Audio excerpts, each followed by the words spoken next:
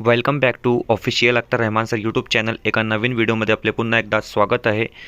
या व्हिडिओच्या माध्यमातून आपण मराठी व्याकरणाचे एकूण 20 प्रश्न पाहणार आहोत. यातले काही प्रश्न प्रिव्हियस इयर म्हणजे 2021 किंवा 2020च्या प्रश्नपत्रिकेसुद्धा विचारले गेलेले आहेत, पेपर 1 आणि पेपर 2साठी.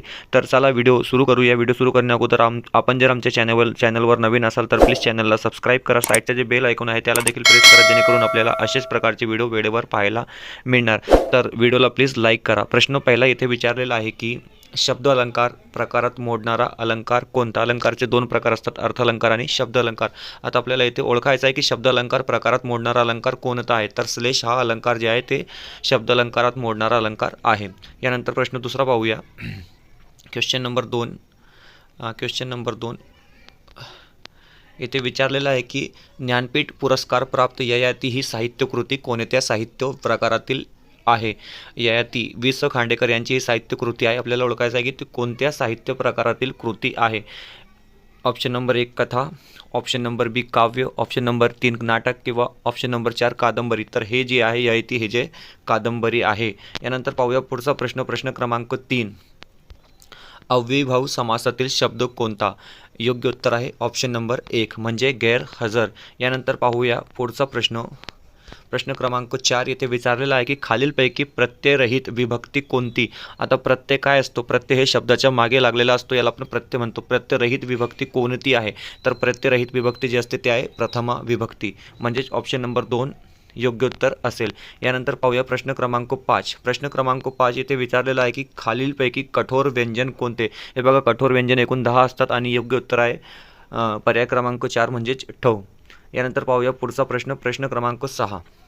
प्रश्न क्रमांक 6 येथे विचारलेला आहे की जलावतरण या संधीचा योग्य विग्रह. हे बघा, जलावतरण या संधीचा आपल्याला योग्य विग्रह करायचा आहे. तर जल प्लस अवतरण म्हणजेच ऑप्शन नंबर 3 जे असेल ते ओके राईट, ऑप्शन नंबर 3 आपला योग्य उत्तर असेल. यानंतर पाहूया प्रश्न क्रमांक 4. तत्सम. संस्कृतातील जे शब्द जसेच्या तसे मराठीत येतात त्याला आपण तत्सम शब्द म्हणतो.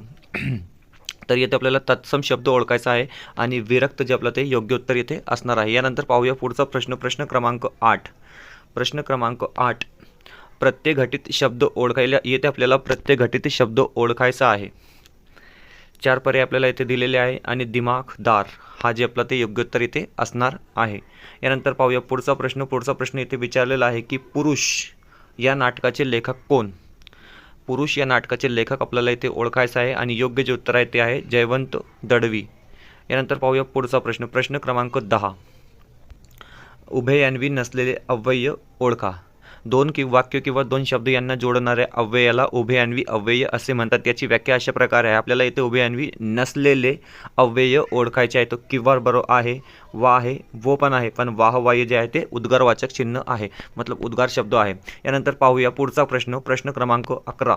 प्रश्न क्रमांक 11 येथे विचारलेला आहे की साध्य पर्वातील वैष्णवी या काव्यसंग्रहाचे कवी कोण? तर योग्य जे उत्तर आहे कवी ग्रेस. यानंतर पाहूया पुढचा प्रश्न क्रमांक 12 येथे विचारलेला आहे की संबोधनयुक्त शब्द स्वरूप म्हणजेच ऑप्शन नंबर 2 देवतांनो. यानंतर पुढचा प्रश्न पाहूया. व्हिडिओ आवडत असेल तर प्लीज व्हिडिओला लाईक करा. चॅनलवर नवीन असाल तर प्लीज चॅनलला सबस्क्राईब करा. प्रश्न क्रमांक 13 येथे विचारलेला आहे की पंतप्रधान म्हणाले की युवकांनी उद्यमशील बनावे. वाक्य प्रकार ओळखा. पंतप्रधानाने की युवकांना उद्यमशील बनावे. पंतप्रधान म्हणाले की युवकांना उद्यमशील बनावे. तर हे जे आहे ते मिश्र वाक्य असणार आहेत. यानंतर पाहूया पुढचा प्रश्न क्रमांक 14. प्रश्न क्रमांक 14 येथे विचारलेला आहे की भरधाव या शब्दातील उपसर्ग ओळखा. उपसर्ग म्हणजे शब्दाच्या पुढे लागणारा शब्द उपसर्ग. आता इथे आपल्याला उपसर्ग ओळखायचा आहे तो भरधाव, म्हणजेच आपला योग्य जे उत्तर असेल ते असेल भर, म्हणजेच ऑप्शन क्रमांक 4. पुढे विचारलेला आहे की आई वडील यांना पत्र लिहिताना कोणता अचूक मायना लिहावा. हे बघा, आई वडील यांना जेव्हा आपण पत्र लिहितो तेव्हा कोणता अचूक मायना आपल्याला लिहावा लागतो? तर तीर्थ स्वरूप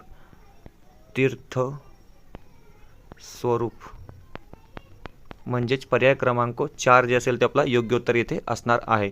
यानंतर पाहूया पुढचा प्रश्न क्रमांक 17. 2 वेळा तेच प्रश्न रिपीट झालेला आहे. यानंतर पाहूया पुढचा प्रश्न. मराठी वर्णमालेतील अह यांना काय म्हणतात? अतिशय सोपा हा प्रश्न आहे. याला आपण स्वरादी असे म्हणतो. यानंतर पाहूया पुढचा प्रश्न क्रमांक 18. भास्कर या शब्दातील योग्य अचूक लघुक्रम ओळखा. हे बघा, भास्कर या शब्दातील आपल्याला योग्य अचूक लघुक्रम ओळखायचा आहे. तर यू जे असते हे रस असते आणि हे जे डॅश सारखा दिसतो ते दीर्घ असतो. तर आपल्याला भास्कर म्हणजे भा म्हणजे दीर्घ आहे. तर ऑप्शन क्रमांक 1 जे आपलं ते योग्य उत्तर इथे असणार आहे. यानंतर पाहूया पुढचा प्रश्न 19 विचारलेला आहे की लेखन नियमानुसार अचूक शब्द लिहा. म्हणजे आपल्याला योग्य शब्द येथे ओळखायचा आहे. आता पुत्थकरण कशा प्रकारे लिहिला जातो? पुत्थकरण न बाणाचा न म्हणजेच योग्य उत्तर असेल आपला पर्याय क्रमांक 1. पर्याय क्रमांक 1 जे असेल ते आपला योग्य उत्तर इथे असणार आहे. यानंतर शेवटचा प्रश्न पाहूया. अतिशय सोपा हा प्रश्न आहे. तुम्हाला माहीत आहे सर्वांना, सलाते सला नाते हे विभक्ती प्रत्यय कोणत्या विभक्तीत आहेत? तर योग्य जे उत्तर आहे ते द्वितीय आणि चतुर्थ विभक्तीत हे विभक्ती येते. अशाच प्रकारचे व्हिडिओ पाहण्यासाठी आणि हिंदीचे स्पेशल व्हिडिओ पाहण्यासाठी तुम्ही आमच्या चॅनलला सबस्क्राईब करा. हिंदी मीडियमसाठी यूट्यूबमध्ये एक पण व्हिडिओ नाही आहे. आमच्या चॅनलच्या माध्यमातून हिंदी विषयाचे अभ्यास करू शकतात. भेटूया पुढच्या व्हिडिओमध्ये.